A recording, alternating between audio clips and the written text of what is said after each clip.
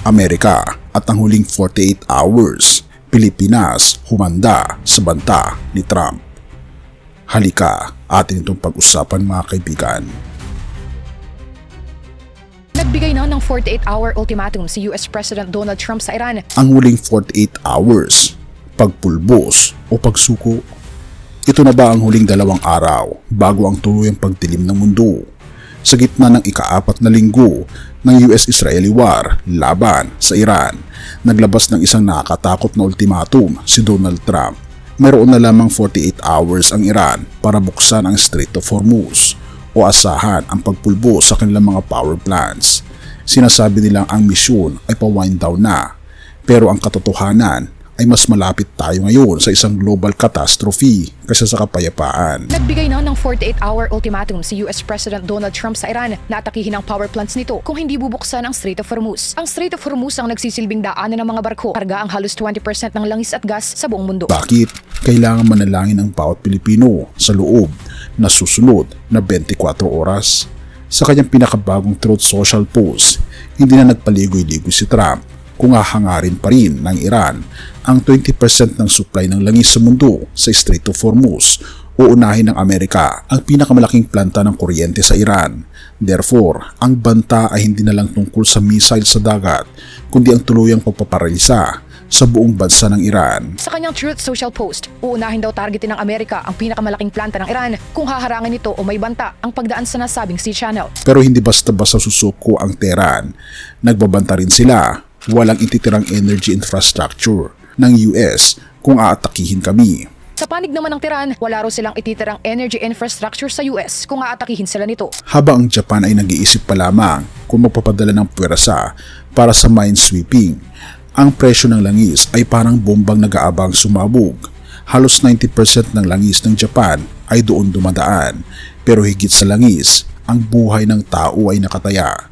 Higit sa 3,000 na ang namamatay. Higit 3,000 nang namatay sa digmaan sa gitnang silangan at sa ngayon malabo pa rin ang usapin ng tigil putukan. At ayon kay Brazilian President Lula da Silva, ito ay isang anyo ng kolonyalismo na walang basihan sa United Nations Charter.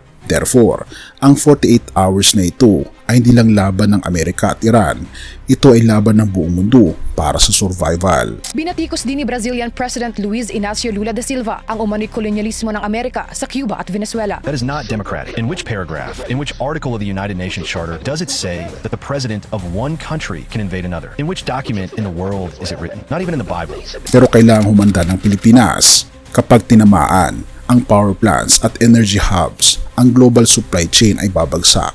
Ang ating kuryente, pagkain at transportasyon ay direktang nakatali sa tensyong ito.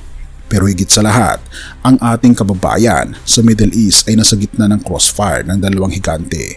Therefore, ang huling 24 oras na ito ay hindi lang balita, ito ay isang tawag para sa paghahanda at pagkakaisa.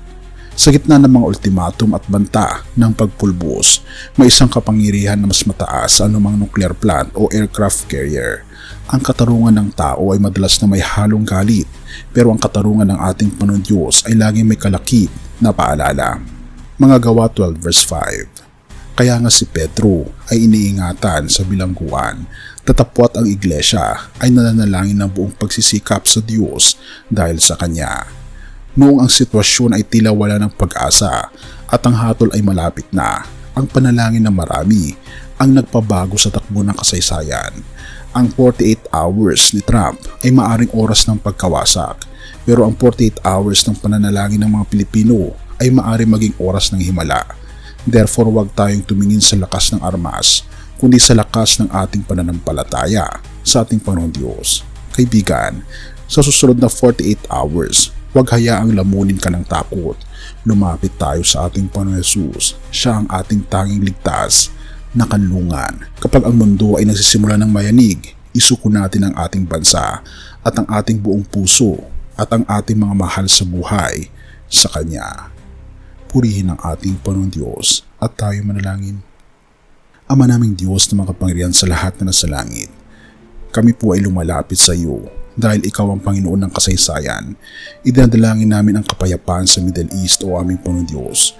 Hawakan niyo po ang puso ng mga lider, lalo na kila Trump, at ang mga lider ng Iran na piliin ang buhay kaysa sa pagkawasak. Protektahan mo ang bawat pamilya. Gayon din ang aming mga kababayan doon, ang aming ekonomiya dito sa Pilipinas at ang ekonomiya sa buong mundo. Pero higit sa lahat, o aming Panginoon Diyos, naway ang iyong kalooban ang mangyari. Turuan niyo po kaming manalangin ng may pagsisikap sa gitna ng banta ng digmaan. Pinupuri po namin kayo at pinapasalamatan, o aming Panginoon Diyos, sa inyo pong kabutihan sa amin. At patnubayan niyo po kami at patawarin po kami sa lahat ng aming mga pagkukulang at pagkakasala. At salamat po sa pagdinig ng aming mga panalangin, sapagkat ito po ang aming samot hiling sa matamis na pangalan ng aming Panginoon Jesus. Amen.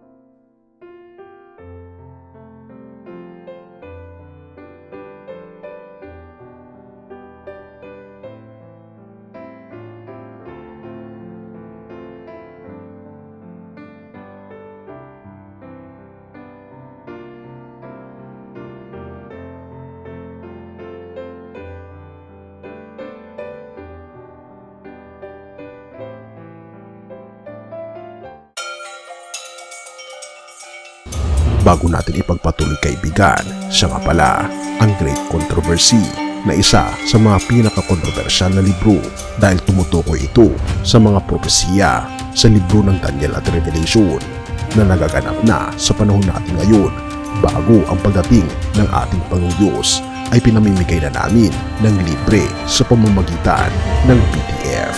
At ito ay nasa limited lamang na panahon, kaya i-click mo sa description sa baba upang ma-avail mo kaibigan ang napaka-importanteng libro ito na magbubukas sa iyo sa mas maliwanag mong hinaharap. Purihin ang ating Panginoong Diyos at tayo magpatuloy.